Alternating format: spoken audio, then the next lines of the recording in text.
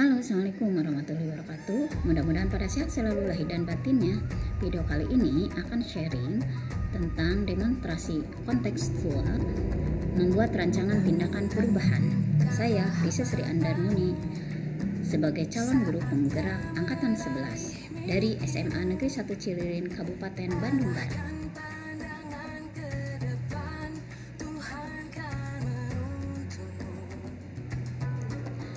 Membuat rancangan tindakan perubahan, menjalankan model manajemen perubahan inquiry apresiatif dengan metode Bagja. Perubahan pada diri sendiri sehingga semakin berdaya dalam berpihak kepada murid.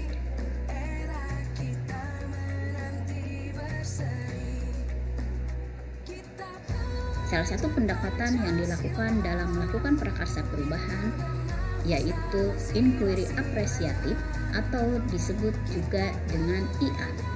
Pendekatan ini merupakan pendekatan manajemen perubahan yang kolaboratif dan berbasis kekuatan. IA menggunakan prinsip-prinsip utama psikologi positif dan pendidikan positif. Pendekatan IA percaya bahwa setiap orang memiliki inti positif yang dapat berkontribusi pada keberhasilan. Inti positif merupakan potensi dan aset organisasi. Adapun salah satu metode yang dapat digunakan dalam melakukan prakarsa perubahan dengan inquiry apresiatif yaitu metode Bagja. Bagja ini merupakan sebuah akronim yang terdiri dari 5 tahap. B diambil dari buat pertanyaan, A diambil dari ambil pelajaran, G diambil dari kata gali mimpi, J diambil dari kata jabarkan rencana, dan A diambil dari atur eksekusi, sehingga menjadi akronim Bagja.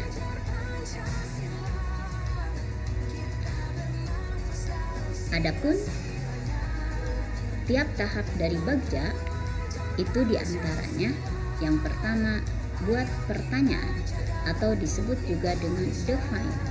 Pada tahap ini kita menentukan arah penyelidikan, kekuatan atau aset atau potensi atau peluang, mendefinisikan tujuan, memprovokasi atau menginisiasi perubahan.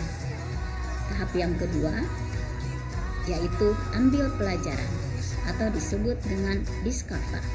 Pada tahap ini kita menentukan pertanyaan lanjutan untuk kenali kekuatan atau aset atau potensi atau peluang atau pengalaman yang akan dijadikan pembelajaran. Tahap 3 yaitu gali mimpi atau disebut dengan dream. Merupakan jawaban yang dapat digunakan untuk membuat bayangan, gambaran masa depan yang membumi karena digali dari masa lalu yang positif. Narasi ideal prakarsa perubahan jika terwujud. Tahap yang keempat yaitu jabarkan rencana atau disebut dengan desain. Pada tahap ini kita menentukan pertanyaan yang dapat digunakan untuk mengidentifikasi tindakan konkret atau menjabarkan langkah-langkah yang akan dilakukan. Dan tahap terakhir yaitu atur eksekusi atau disebut dengan deliver. Merupakan pertanyaan untuk menentukan siapa yang akan berperan dalam pengambilan keputusan, memulai, menyelaraskan, memonitor, atau mengevaluasi kegiatan. Berarti menentukan siapa yang akan membantu dalam proses transformasi rencana menjadi nyata. Adapun prakarsa perubahan yang saya lakukan yaitu menjadi fasilitator yang sabar sehingga dapat melayani dan menuntun peserta didik dengan sepenuh hati. Perubahan ini dilakukan pada diri sendiri sehingga semakin berdaya dalam melaksanakan peran sebagai pendidik dan melaksanakan nilai-nilai guru penggerak yaitu berpihak pada murid. Adapun alur Bagja untuk prakarsa perubahan yang dilakukan yaitu yang pertama, buat pertanyaan utama. Apa yang harus dilakukan agar saya menjadi fasilitator yang sabar sehingga dapat melayani dan menuntun peserta didik dengan sepenuh hati?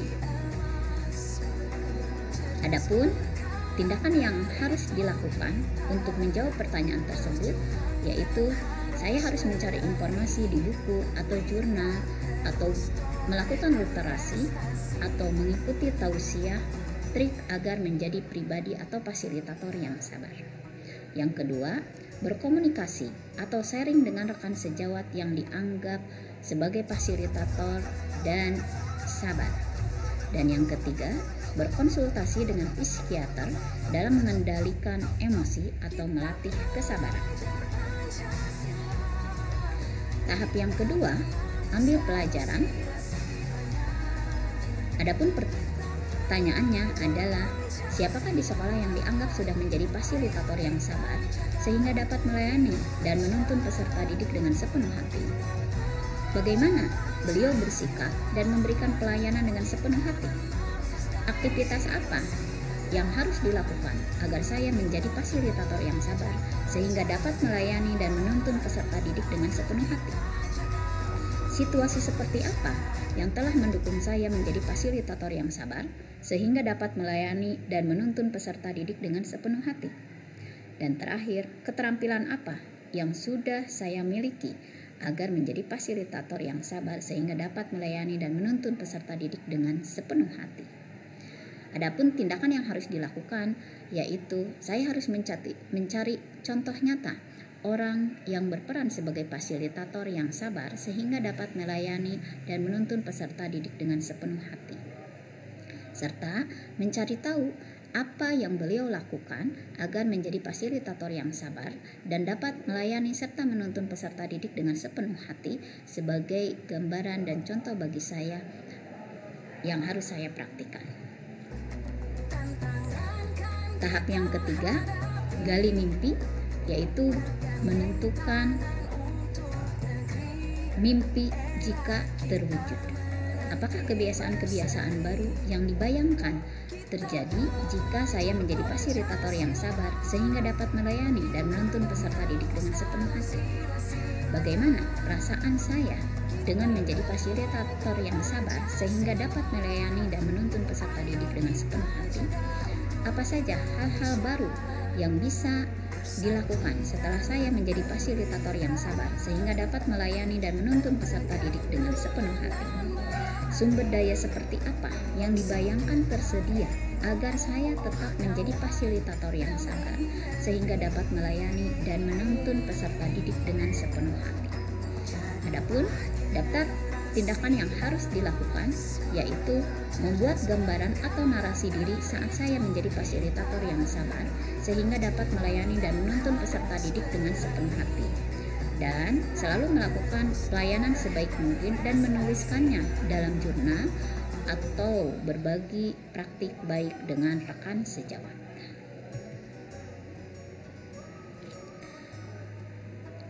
Pada tahap jabarkan rencana, di sini saya menentukan pertanyaan yang dapat mengidentifikasi tindakan konkret yang harus dilakukan.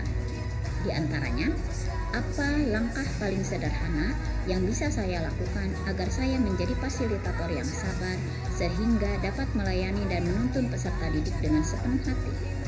Berapa lama target untuk menjadi fasilitator yang sabar tercapai? Bagaimana mengukur kemajuan dan melanjutkan upaya yang dilakukan agar menjadi fasilitator yang sabar?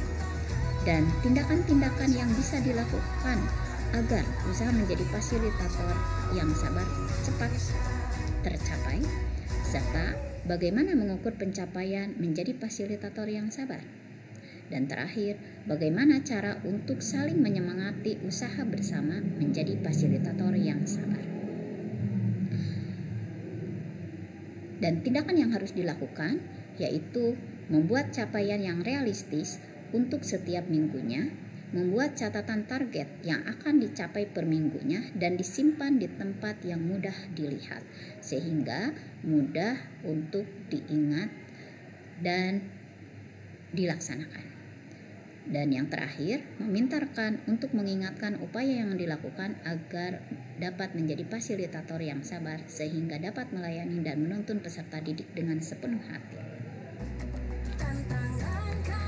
Dan langkah terakhir yang harus dilakukan yaitu mengatur eksekusi, berarti menentukan siapa yang akan berkontribusi dalam transformasi perubahan. Sehingga pertanyaan yang dibuat terdiri dari siapa yang dapat mengarahkan atau memantau usaha untuk menjadi fasilitator yang sabar sehingga dapat melayani dan menuntun peserta didik dengan sepenuh hati. Siapa yang dapat mengevaluasi usaha untuk menjadi fasilitator yang sabar. Siapa yang bisa mengarahkan dan memantau pencapaian usaha untuk menjadi fasilitator yang sabar. Siapa saja yang akan saya libatkan dalam usaha untuk menjadi fasilitator yang sabar dan berperan sebagai apa? Kapan usaha untuk menjadi fasilitator yang sabar akan mulai dilakukan? Bagaimana dokumen pencapaian usaha untuk menjadi fasilitator yang sabar? Dan siapa yang dapat menampung dan menangani kesulitan-kesulitan usaha untuk menjadi fasilitator yang sabar? Sehingga dapat tetap menegakkan usaha saya dalam mencapai visi atau tujuan yang diinginkan.